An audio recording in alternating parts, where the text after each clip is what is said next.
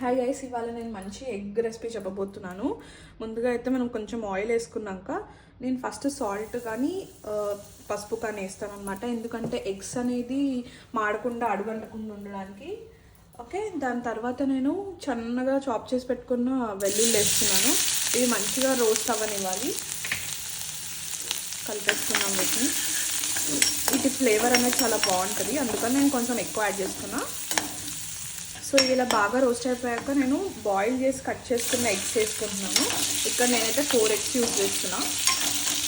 Only egg white చేస్తాను present. వీటిని ఇలా కొంచెం సేపు కలిపేసుకున్నాక మనం ఇప్పుడు దీంట్లో కొంచెం సాల్ట్ టేస్ట్కి తగ్గట్టు అండ్ కొంచెం ధనియా పౌడర్, ఇది కూడా ఫ్లేవర్ కోసము, అండ్ కొంచెం మిర్చి పౌడర్ వేసుకుంటున్నాను. ఇక్కడ మిర్చి కాకుండా మీరు ఆప్షనల్గా వేరేది కూడా వేసుకోవచ్చు మీ స్పైస్ లెవెల్కి తగ్గట్టు. అన్నిటిని బాగా కలిపేసుకుందాం. ఇప్పుడు వెరీ క్విక్ రెసిపీ కూడా గైస్, తొందరగా చేసుకొని తినేయచ్చు అండ్ ఫుల్ ప్రోటీన్ ఉన్న రెసిపీ అన్నమాట ఇది. ఇవాళ కొంచెం సేపు అయ్యాక మనము వీటి ఎగ్స్ ఉంటాయి కదా ఎల్లోస్, అవి కూడా వేసేసుకుందాము.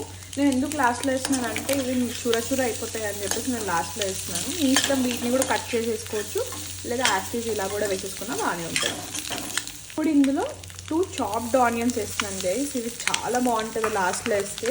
ఆ క్రంచీనెస్ వేస్తూ చాలా టేస్టీ ఉంటుంది. జస్ట్ ఇలా సాట్ అవనిస్తే సరిపోతుంది. ఒక 5 minutes వరకు స్లో ఫ్లేమ్లో చాలా ఎమ్మీగా ఉంటుంది. ఆల్మోస్ట్ మనం ఎండుకు వచ్చేసాం ఈ రెసిపీకి. దీన్ని ఇలా కొంచెం స్లో ఫ్లేమ్లో కుక్ అవనిద్దాం ఆనియన్స్ని. సో అయిపోయింది. ఈ టేస్ట్లో ఇప్పుడు మీరు కొత్తిమీరతో సర్వ్ చేసేసుకుంటే మన డిష్ అనేది రెడీ అయిపోతుంది. లాస్ట్లో కొంచెం నిమ్మకాయ కూడా పిండుకోండి, చాలా బాగుంటుంది రెసిపీకి.